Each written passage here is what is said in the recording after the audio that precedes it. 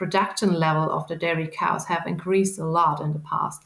So we have very high performing cows, and we have the issue that the calves are not having high dry matter intake directly after calving. So there is an energy gap that we need to fill. And by not being able to increase the dry matter intake because we are limited by the volume of the rumen, it's very helpful to increase the density of the energy. And with this, we can use special fats like the rumen inert fats to increase the fat content of the diet from the 3 to 4% that are usual to up to 6%. So with this, we have more energy available for the cow, and this will support her in, of course, the performance in case of the milk performance, but as well in the body weight and in the fertility in the end.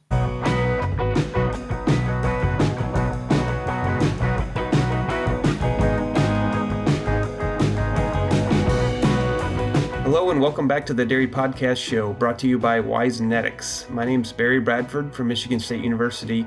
Today I'm happy to welcome to the show Dr. Corinna Brock from Schmidt. Corinna, thanks for joining today. Thanks for the invitation. I'm happy to be here. So before we started the show today, we were talking a little bit about the past episode that you recorded with Dr. Thomas, and you gave a little bit of your background then, but fill me in a little bit. Where did you grow up? You're from Germany originally, I assume. Yes, I'm from Germany, and I was not really moving at my first years in science, I would say. So I did my bachelor, my master, and as well my PhD at the university in Gießen, so it's the middle of Germany. And then I directly started with Schmidt, which is located in Hamburg. And so there I learned a lot of fats for nutrition and how we can use it in different functions. And I started traveling a little bit around the world and saw what we can really achieve with our nutrition. So this was quite fun. Sounds good. And I know you were mentioning one of the things that you're getting ready for now is EuroTier in Hanover. And as we're recording this, World Dairy Expo has just kind of come to a close here, which is kind of the big event for the dairy industry in the U.S. How does EuroTier compare? I know it's across species, correct? Yeah, it's across species, and it's not only related to nutrition. So it's a big crown, an exhibition place in Hanover, and we have different halls with different topics. We have 3 halls which are related to nutrition, where we can see then different products for all animal species, but mainly livestock. And then we also have some halls with husbandry, with different techniques for slaughtering.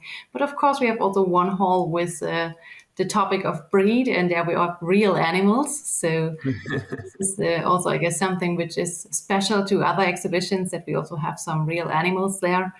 And I guess the focus is not only the science, but also the practical things. So we also have a lot of farmers visiting the EuroTier. And then for us especially, it's a get together with all our clients and see what the other nutrition departures are doing and where we are heading. And of course, for this year, it's very special for us because we will introduce our rebranding that we started beginning of the year. And with this, also our new products that we developed. Okay. Talk me through that rebranding a little bit, if you would. Yeah, Schmidt is belonging to the Stern Vivial group. So this is a big family group, which are having different departments, mainly in the food business. So like vitamins or special ads to get a better flour or something like this. Mm-hmm. And Schmidt is the part of the animal nutrition, but not alone. We also have oleochemicals and chemical performance. And we decided to do beginning of the year a rebranding so that we are more focused in this special department, so that Schmidt animal nutrition is more in the focus for us. And with this, we also combined all our companies that we have all over the world. So our headquarters in Hamburg, as I said, and we also have one location in Chicago. We have one in Dubai. Our production is in Malaysia. In Singapore, we have an office. So we all combined this to Schmidt Animal Nutrition, of course, with a new logo and new colors, so that we are having a common view on our company, so that we are all in one now and focusing on animal nutrition. Very good. Wow. Sounds like it should be good for those of you in animal nutrition, right? You have more of a focus within your business unit now. Yeah, more a focus and of course more sharing the knowledge all over the world. And this is very helpful so that we get the expertise from all different departments. Elevate animal performance with Berg & Schmidt Animal Nutrition, your trusted ally in excellence. Their high-quality feed ingredients like coated nutrients and fat powders provide ruminants with extra energy, boosting health, productivity, and cost efficiency. Unleash your herd's potential with Berg & Schmidt.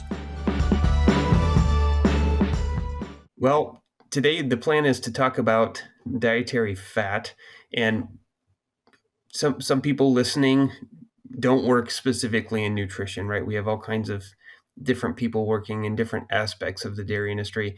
So let's start off with why has there been such a growth in the interest in feeding fat in the last 40 years in the dairy industry? It's not something people would have talked about in the 1950s, is feeding a lot of fat to dairy cows. Why has that change happened? Yeah, so fat is not really a big amount in the diet of a cow. So we are talking here about 3 to 4% of a TMR. So it's not really a big deal in the beginning.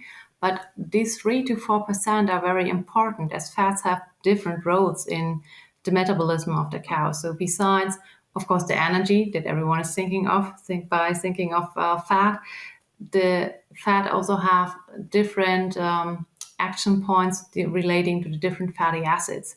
So there are some fats that are more increasing the milk fat, but there are also some fats more important for the maintenance for the body weight.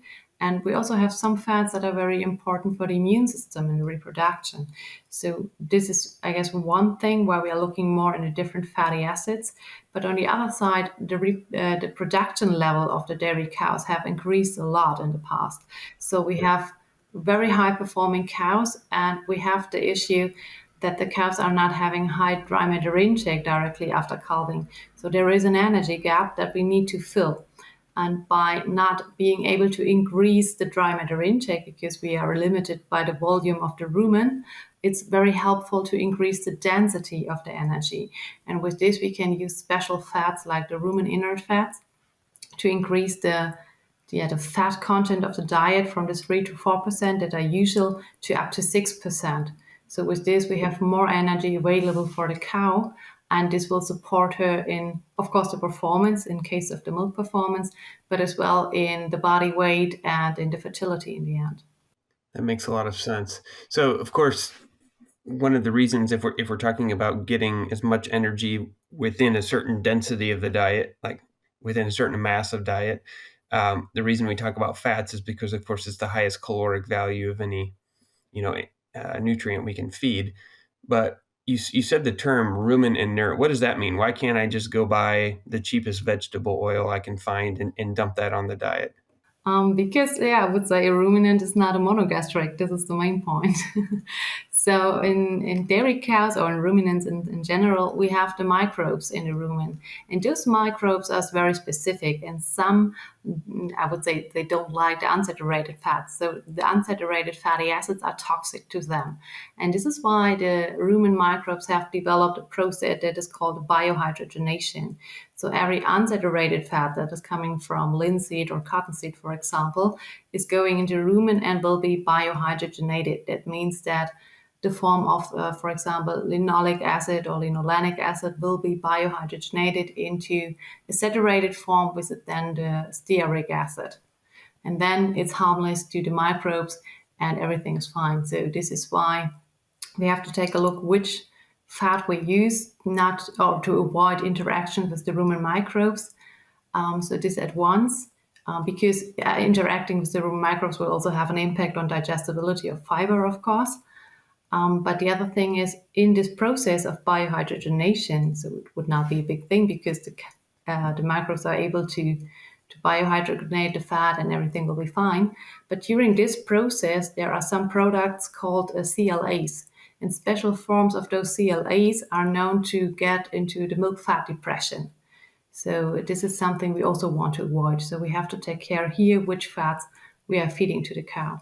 Excellent. Yeah, so that's a lot of complicated concepts that Dr. Brock just covered very well there. Thank you. So, okay, so we've decided we want fatty acids that are rumen inert, that don't interact with microbes in the rumen as much as just an unsaturated oil would or a vegetable oil. So what does that look like? How do you make a rumen inert fat or a rumen bypass fat? At the moment, there are existing 3 different forms on the market. So we have the hydrogenated fat. This is very simple, just doing like the hydrogenation before it comes in the rumen, so that we have like unsaturated rapeseed oil, for example, we hydrogenate it into a saturated fat. So it's more or less the same process like getting a rapeseed oil into a margarine for the food. So this is the same process, because usually rapeseed oil would be liquid at room temperature, but if we hydrogenate it, it gets more or less solid, I would say. Yep. Not as solid as a butter, because there we have a lot of saturated fats and other fats, and this is really a solid product at room temperature. So this is one option we can do. And the other 2 options that are more common is the calcium soap. So binding the fatty acids to a calcium ion and make it with this room stable, or having fractionated fats. And this is what we are doing mostly in our manufacturing in Malaysia, so that we really have the palm oil as our basis. And from this, we are going to a fractionation process to specify our product with palmitic acid, because palmitic acid is a saturated fat which will not have an interaction with the rumen microbes, and it's very well digestible. So this is why we are looking for such a product. And of course, we can vary here in different fatty acids, but this is, I would say, the basis of our product portfolio. And within those 3 different forms, so the hydrogenated, the calcium soap, and the fractionated, we also have different advantages and disadvantages referring to the different fatty acid composition of the products. Okay, so that makes some sense. The approach your company is taking is to say, well, we can separate out the saturated fat that are not toxic to the rumen bacteria. But there's other reasons. I mean, palmitic acid has been so popular in the industry, and because it seems to act differently once it's absorbed as well. Talk me through that. Yeah, palmitic acid has different advantages. So one is, of course, that it's rumen stable because it's a saturated one, but it's already also nicely digestible. So it's small intestine, it can be absorbed very easily. And the good thing about palmitic acid is that it's directly correlated with the milk fat. So increasing the palmitic acid content in the diet will directly increase the milk fat content by increasing the palmitic acid content in the milk fat. So this is something that is very well known. And something that I read, I would say it was this year, it was a new publication about how the palmitic acid is having a positive effect on the NDF digestibility in the rumen. So there we also have another advantage of the product. And I'm not sure what number you would say, but if I were to feed, say, another 100 grams of palmitic acid in my diet, how many of those grams would you expect to show up in milk fat? I really do not know the exact number, but I know that we did a trial end of last year to compare 2 different products with different amounts of palmitic acid in it. So the first product was our base product of palmitic acid, and the second one was a new blend for reducing methane. So this is why there was a little bit less palmitic acid in it, because it was also a blend with other fatty acids. And it was quite nice to see. So if we had more palmitic acid in the product, we had a higher milk fat, and because we implemented it in the concentrate feed, so in the pellets, and then we had to adapt the amount of the fat in the pellet because there was a bit difficulties in the pellet stability.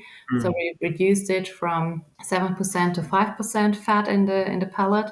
And then we directly saw, okay, we are reducing the fat, and with this, the palmitic acid and the milk fat was going after this. So this was quite nice. Yeah, there's a lot of data showing that strong correlation, as you said.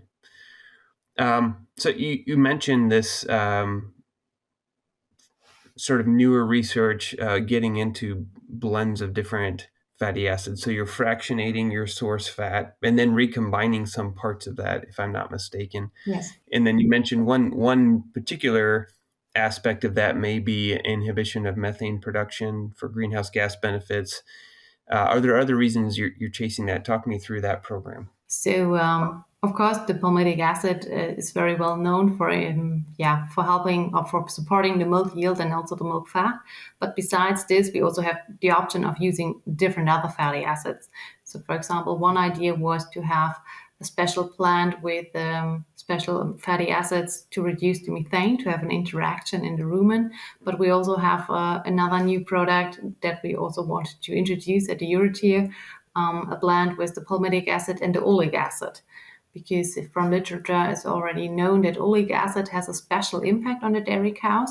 It's giving on the first hand, of course, more energy, because we also have a fat, and with the unsaturated fat, we have more digestible fat, so we have a higher energy intake as well.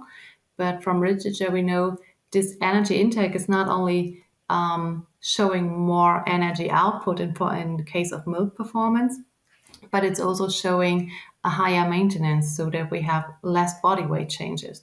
And this makes this product very nicely for the early lactation or the high lactation, especially for high producing cows, so that we can really say, okay, depending on which part of the lactation period we are, and if we are on low producing or high producing cows, we can then really look in our portfolio and say, okay, we are using a more palmitic acid product, we are using a blend of palmitic and oleic acid, or we are using a special ratio between those two.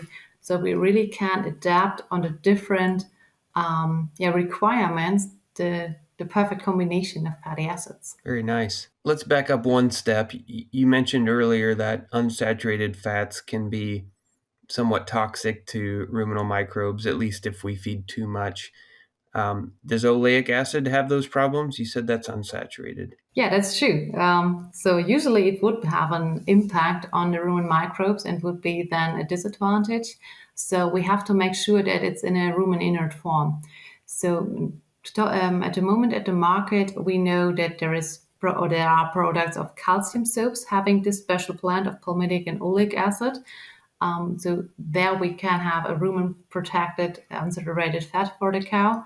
But the disadvantage of this product is that this calcium bound is pH sensitive. So as soon as the pH drops, this can break, and then we have the unsaturated fat free in the rumen. So this is something we want to avoid. And as I said, we in Berkenschmidt Animal Nutrition are more focusing on fractionated fats. So we try to get a fractionated fat with this special blend. And so we developed I guess it was 2 or 3 years, we developed a special process how we can get this unsaturated fat into a high fractionated fat with 99% fat, so that it's rumen inert, but still it's the unsaturated fat in it. So this was a very tricky development and with a lot of different steps in it.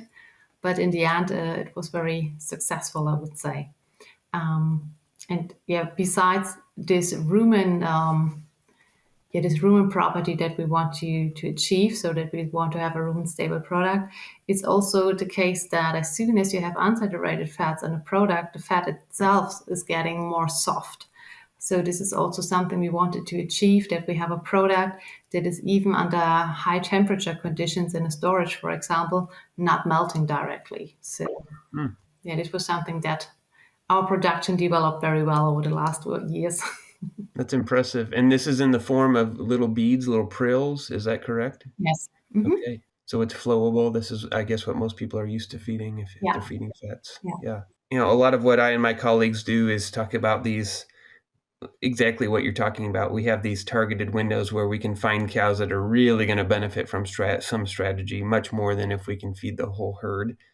And inevitably, we hear back from many people, well, that's really complicated, or my farm is too small to do all this targeting. Yeah. And, you know, you have a wide range of farm sizes in Germany, but there's still lots of small farms throughout Europe. And so how do you talk through with customers, these strategies that make a lot of sense, but may be hard to implement? Yeah, this is not so easy. So we already have a lot of farms that are having like a close-up and a fresh cow group, so that they are feeding the 21 days before and 21 days after calving. And then all cows are getting in one lactation herd. So there we could have the option that we say, okay, like a more palmitic acid product we can then feed in the lactation period, but avoid to feed it in early lactation. But with the new product with a blend of oleic and palmitic acid, we can also say, okay, we can start in the early lactation and can maybe switch to a more high palmitic acid product.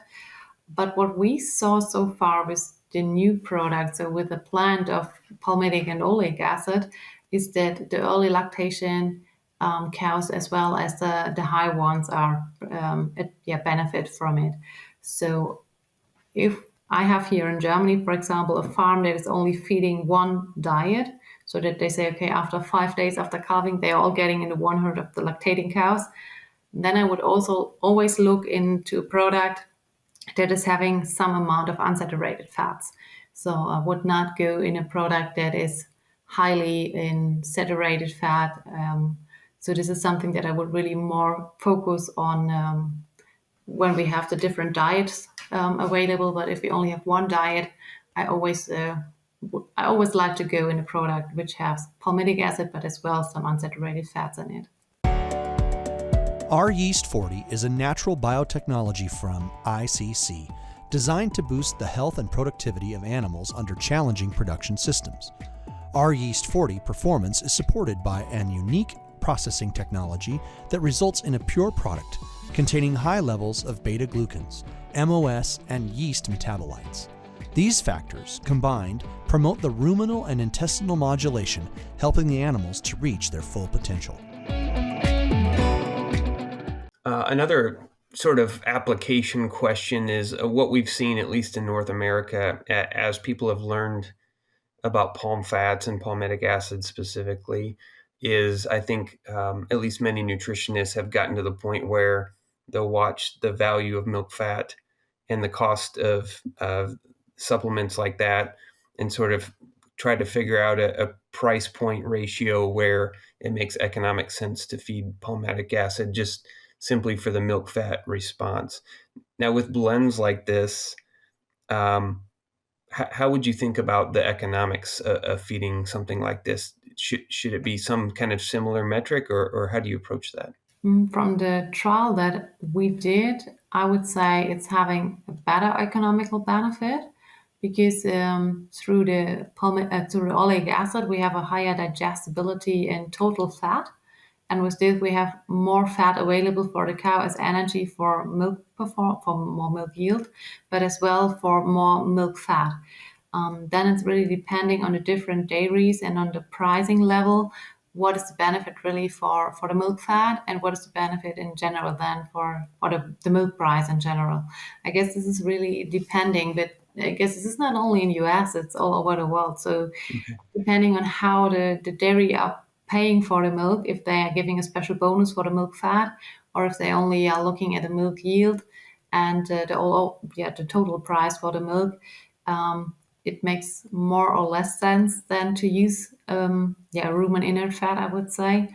But in most cases, it's beneficial, I would say. We had, I guess it's 2 years ago, there were the milk price so low that it was a bit difficult.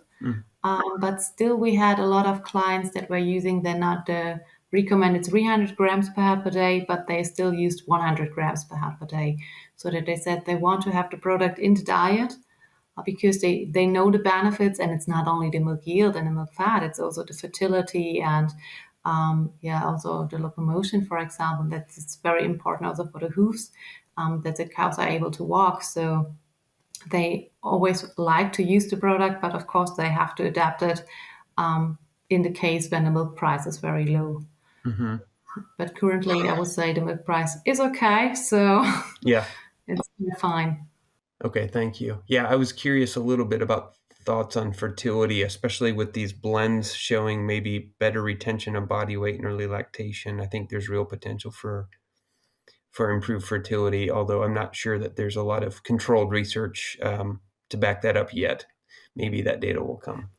Okay, what are the if you're looking down the road and thinking about next things that you can do with fatty acids as tools to promote cow productivity or cow health?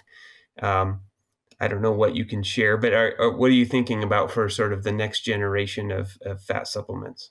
I guess with the two new products that we are working on, so with a fractionated fat as a blend of palmitic and oleic acid, we are quite good in the next generation fat powder. And also the development that we are doing in looking into methane reduction Mm. without reduction in performance. I guess this is also something, especially in Europe, that will come. And for me personally, I would like to love more in DHA, in omega fatty acids, because as you said, fertility is also a big topic, and I guess it's also a point why a lot of cows have to leave the herd. So this would also be something of interest to get more in the longevity and in the sustainability with healthier animals. Excellent. Makes sense. Well, it'll be fun to watch what you and your team develop there. Natural Biologics is using cutting-edge science to deliver cost-effective solutions for the animal health and productivity challenges you face. For conventional or organic production systems, Natural Biologics can help support rumen health and immune function, mitigate pathogens, and increase production efficiency. Visit naturalbiologics.com to learn more. Well, I'm sure in the world you live in, and either you have friends or family that maybe are not very involved in agriculture, maybe don't have a whole lot of background. I'm curious, you the area you're working in is a very technical part of animal nutrition. I think to me, one of the hardest things to teach when I teach undergraduates the concepts in livestock nutrition. How do you explain what you do and why it's so complicated to feed fats to a cow? I guess the most time I'm just saying I'm going on a business trip to see a cow and to make pictures with her. That's the easiest way. But I guess it's very important to explain the whole picture so that we have a lot of people on the ground here and that it will be more in future. And we need to have a very good source of protein and in general of nutrition for them. And this is why we have to take care already in the nutrition of the animals so that we have healthy animals with high productive level and to get all the food done. So and for this we have to watch very closely how we can use our sources of feed material and to use it the best way. And I guess with the nutrition, it's very okay to explain it to my family and friends. I guess it's more the housing of the animals that is quite the discussion. Yeah. But also this. So if I'm looking at the Middle East, how huge farms there are existing, but of course we also have a lot of people that want to have something to eat. So If you're talking to some people and maybe you get some challenging questions, is there one thing that you wish you could help people understand that's a misconception about the dairy sector? I guess it would be nice to explain them how the animals, what the animals prefer. So, for example, that a cow has a special range of temperature that she likes, or a special Mm. feed as well, so that, for example, it's not really necessary to have a cow the whole day on a meadow. Of course, this is also a construct that we are having, like in Chile, where we have the cows on a meadow.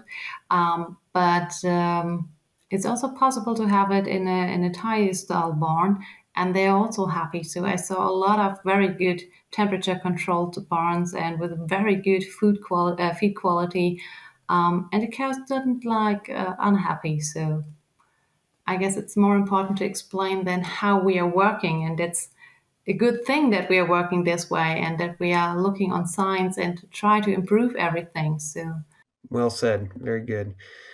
Well, Dr. Corinna Brock, thank you so much for joining us today.